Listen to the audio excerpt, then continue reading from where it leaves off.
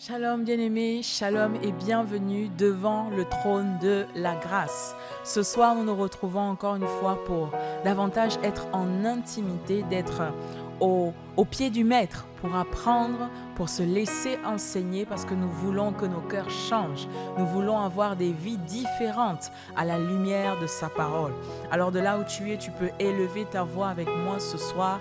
Père, nous te bénissons. Merci pour ce moment précieux que tu nous permets d'avoir.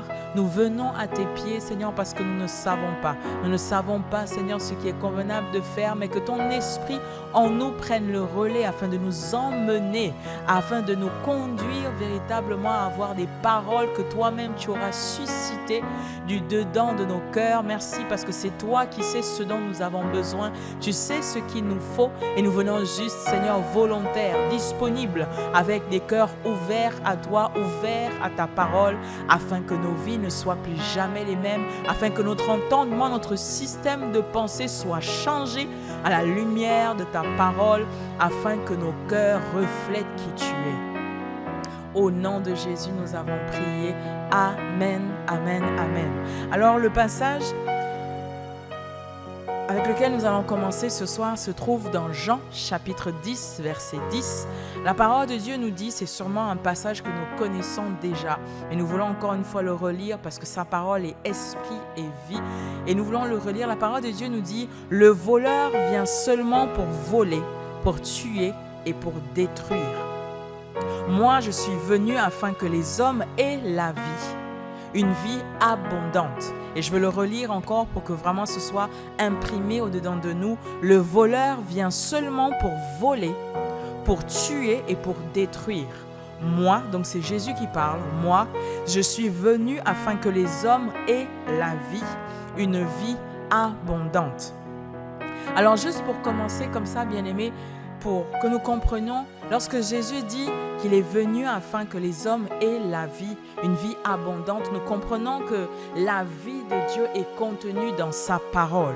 La vie de Dieu est contenue dans sa parole. Et lorsque le voleur vient, il vient pour voler notre capacité à comprendre ce que la parole de Dieu dit.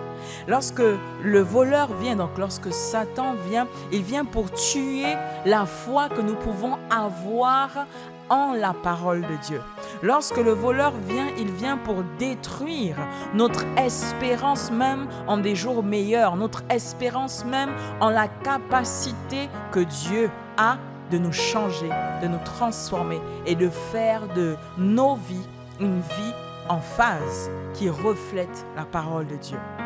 Alors nous allons élever nos voix maintenant à travers ce chant qui dit « Seigneur, si je me tais, si je fais taire toutes les voix autour, les voix que l'ennemi a suscitées d'une manière ou d'une autre, que ce soit par la distraction, par, Seigneur, le fait de voler mon temps, de voler ma paix, si je fais taire ces voix, alors je peux entendre ta voix qui me change, ta voix qui me transforme, ta voix qui me guide dans de verts pâturages, ta voix qui me permet de prendre de bonnes décisions pour ma vie. » Nous voulons le redire, nous voulons le dire à travers ce chant. Seigneur, nous voulons nous taire.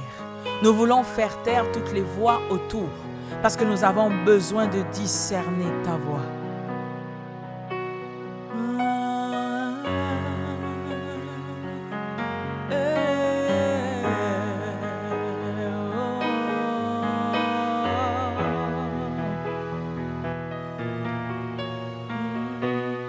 Si je me tais, j'apprendrai à écouter la voix du bon berger. Si je me tais, j'apprendrai à écouter la voix du bon berger. Si je me tais, j'apprendrai à écouter la voix du bon berger. Si je me tais, j'apprendrai à écouter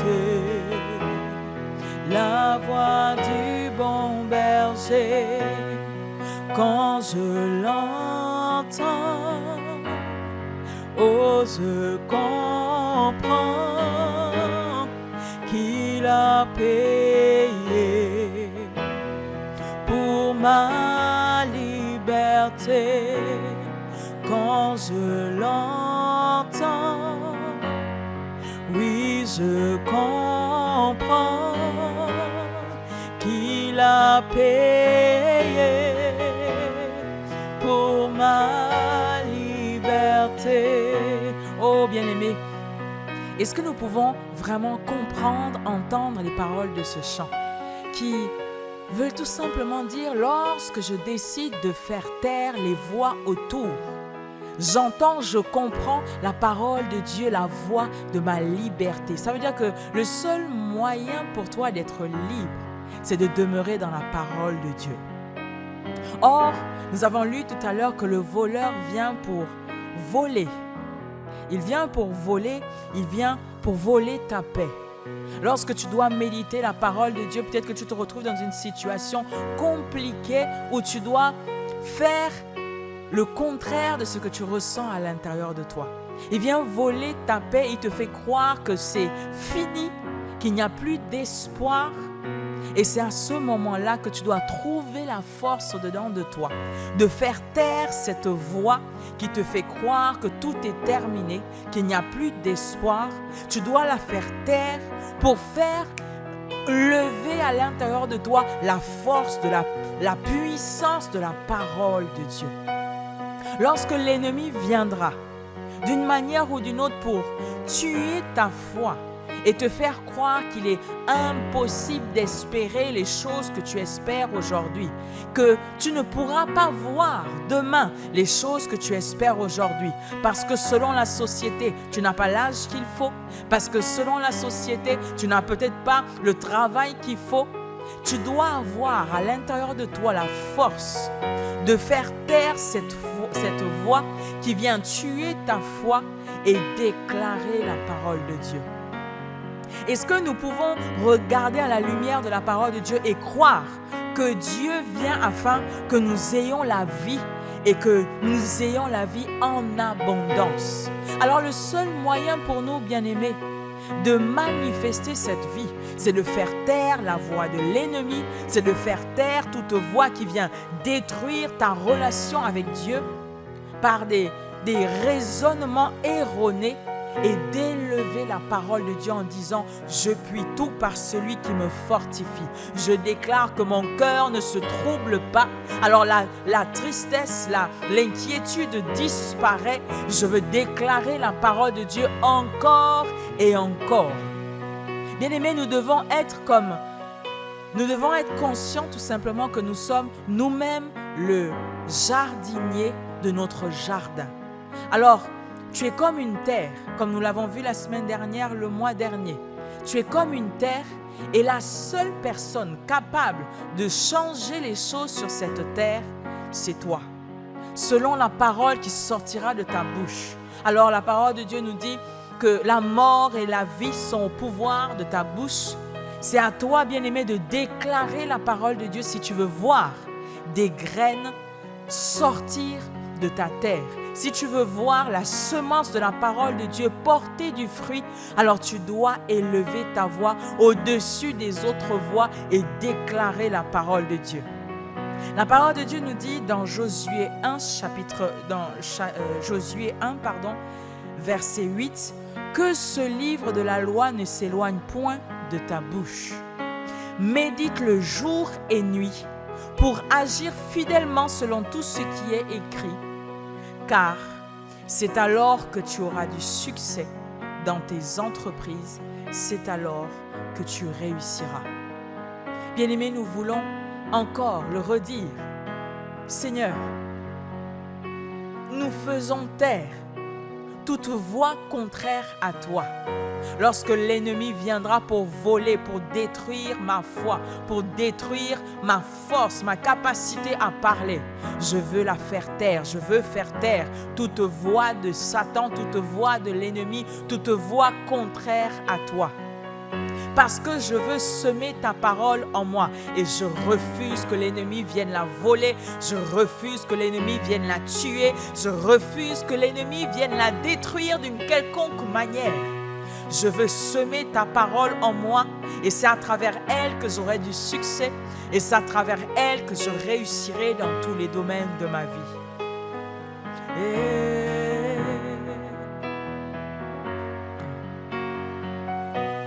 Si je me tais,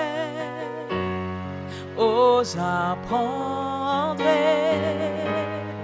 à écouter la voix du bon berger. Si je me tais, j'apprendrai à écouter la voix du bon berger. Quand je l'entends, je comprends qu'il a payé pour ma liberté. Quand je t'ouvre mon cœur, je te vois, Seigneur. Quand je t'ouvre mon cœur, je t'entends me parler. Et ta loi dans mon cœur toujours demeure. Et ta vie à chaque heure coule comme un torrent. Oh bien-aimé, proclame la parole de Dieu et tu dis: Seigneur, maintenant viens te frayer un chemin et que rien ne puisse t'empêcher de t'intégrer, de t'insérer, de te positionner dans mon cœur. Bien-aimé, l'ennemi viendra pour te faire croire qu'il n'est pas possible, que cela n'arrivera pas. Mais ce que tu dois faire, persévérer encore et encore. La parole de Dieu nous dit jour et nuit, c'est méditer la parole de Dieu. Que veut dire méditer? Méditer veut dire ruminer. Méditer la parole de Dieu veut dire la répéter. Lorsque tu veux t'inquiéter, lorsque tu veux te préoccuper des choses de ce monde, tu dis: oh, je sais que dans la parole de Dieu, il y a la vie de Dieu et le seul moyen pour moi de manifester cette vie, c'est de la répéter encore et encore et encore.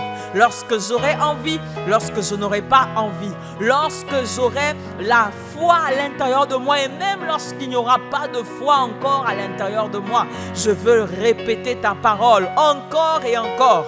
La répéter, la ruminer, la déclarer.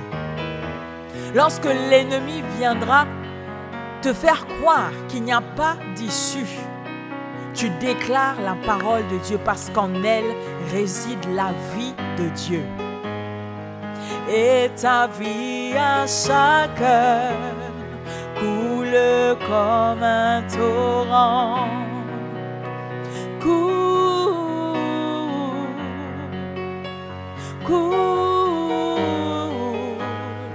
Et ta vie à chaque heure coule comme un torrent.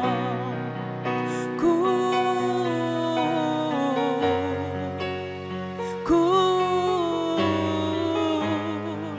Et ta vie à chaque heure coule comme un torrent. Oh, alléluia. Nous déclarons ta parole, Seigneur. Ce soir, nous voulons proclamer ta parole. Et sur les terres que nous sommes, le jardin de l'Éternel que nous sommes, la plantation de l'Éternel que nous sommes. Nous voulons semencer des graines de ta parole qui prennent forme, qui prennent racine en nous. Et non, l'ennemi ne viendra pas nous les dérober. L'ennemi ne viendra pas dérober ta parole parce qu'il sait que lorsque nous croirons, nous serons capables d'être changés, parce qu'il sait que lorsque nous croirons, nous serons capables d'être sauvés. Alors non, l'ennemi ne viendra pas, Seigneur, d'une quelconque manière nous voler ta parole. Nous la répétons encore et encore jusqu'à ce qu'elle prenne racine. Nous la répétons encore et encore jusqu'à ce qu'elle porte du fruit. Nous sommes enfants de Dieu, oui, nous le sommes.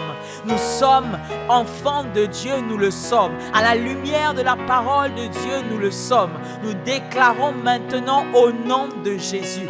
Peu importe les circonstances, notre Seigneur, notre Rédempteur est vivant et il se lèvera en notre faveur au nom de Jésus. Ta parole, Seigneur, est sur nos bouches jour et nuit et nous ne laisserons pas l'ennemi venir nous voler notre paix, venir nous voler la semence de ta parole à l'intérieur de nous. Bien-aimés, il te faut... Alors, ce que je vais dire est vraiment très important. Quel est le verset que tu médites à longueur de journée? Quel est ce verset-là qui est sans cesse, qui repasse sans cesse à l'intérieur de toi? Combien de fois nous nous sommes présentés dans les églises? Combien de fois nous avons écouté des prédications, encore et encore et encore? Mais est-ce que nous avons au moins un seul verset que nous répétons et que nous ruminons à l'intérieur de nous à longueur de journée? Quel est ce verset-là que tu répètes tout le temps? Alors, ce n'est pas bien grave si tu n'en as pas. Je voudrais tout simplement nous emmener, malgré tout ce qui est fait autour, pour que nous croyions. Nous allons à l'église le dimanche. Nous allons peut-être en semaine. Nous allons peut-être tous les jours de la semaine. Mais quel est ce verset? Parce que la parole de Dieu est puissante. Parce que la parole de Dieu est efficace. Quel est ce verset-là que tu répètes encore et encore et encore?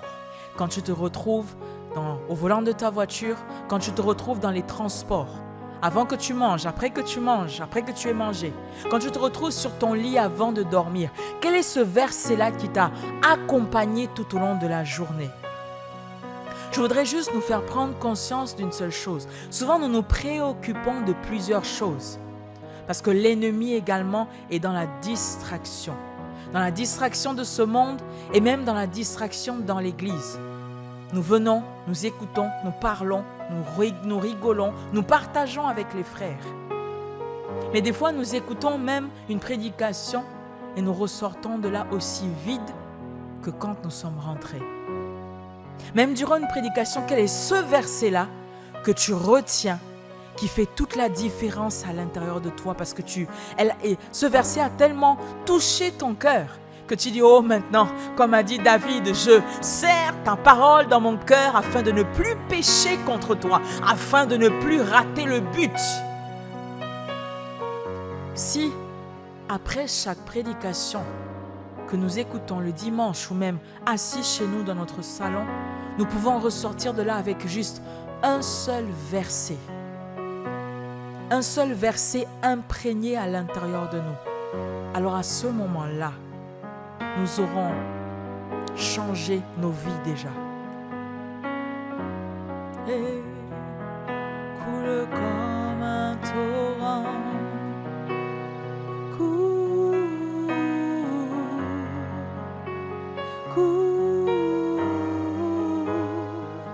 et ta vie à chaque heure coule comme un torrent.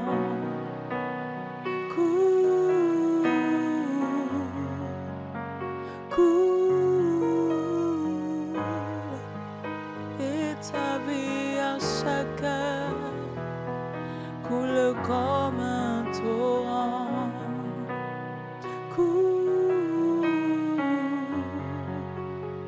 coule, et cœur coule comme un torrent. Oui, le Seigneur est notre berger, nous ne manquerons de rien.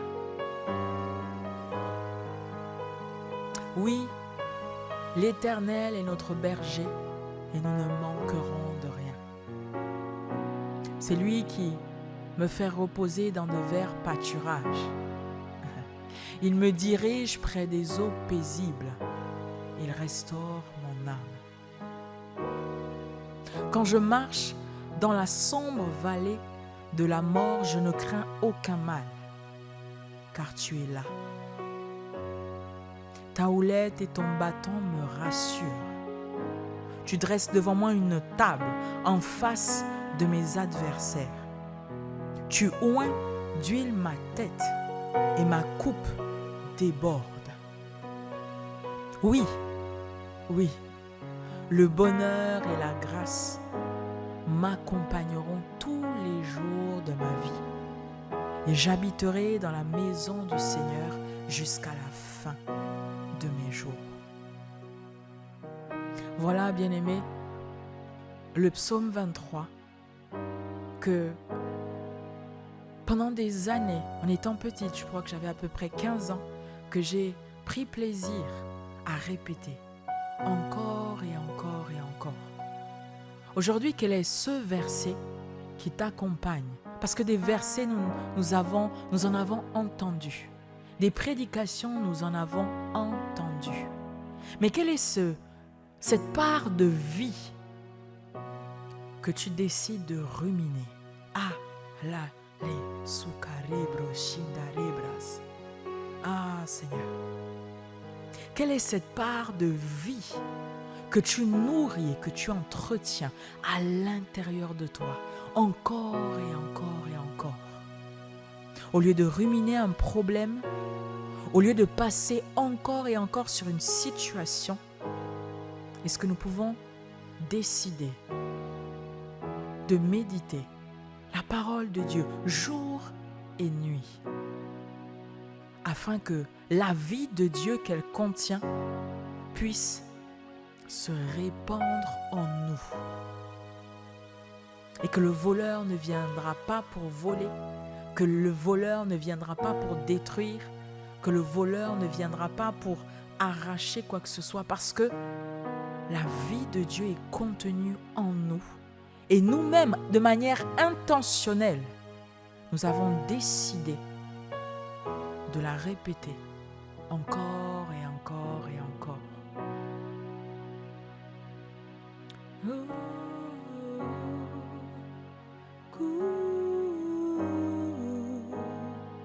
Et ta vie à chaque heure coule comme un torrent.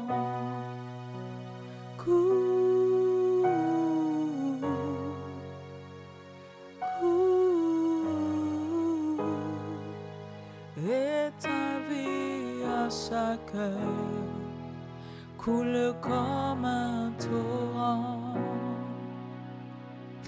Shalom, shalom chez vous. Et n'oublions pas une chose, nous sommes un jardin. Et un jardin, généralement, n'attend que de recevoir la semence. Et aujourd'hui, peut-être que les arbres qui poussent dans ton jardin ne te plaisent pas. Mais il est de ta responsabilité de les arracher et de semer, de donner à ton jardin une semence qui demain porteront de bons fruits, porteront de bons arbres, porteront les arbres que tu auras voulu aujourd'hui. Alors il en est de notre responsabilité sur le terrain, sur la terre de notre cœur, de semer des paroles encore et encore et encore, face à une situation encore et encore et encore. Je ne suis pas seul, le Seigneur est avec moi. Je déclare que je prospère à tous égards, selon que prospère l'état de mon âme. Je déclare que, oui, 1000 tombent à mon côté et 10 000 à ma droite, même si c'est le chaos autour de moi. Je déclare que je ne serai pas atteint. Quelle est cette parole qui t'accompagne? Médite-la encore, encore et encore, afin de laisser la vie prendre place, prendre toute la place, à l'intérieur de toi. Shalom, shalom et à la semaine prochaine.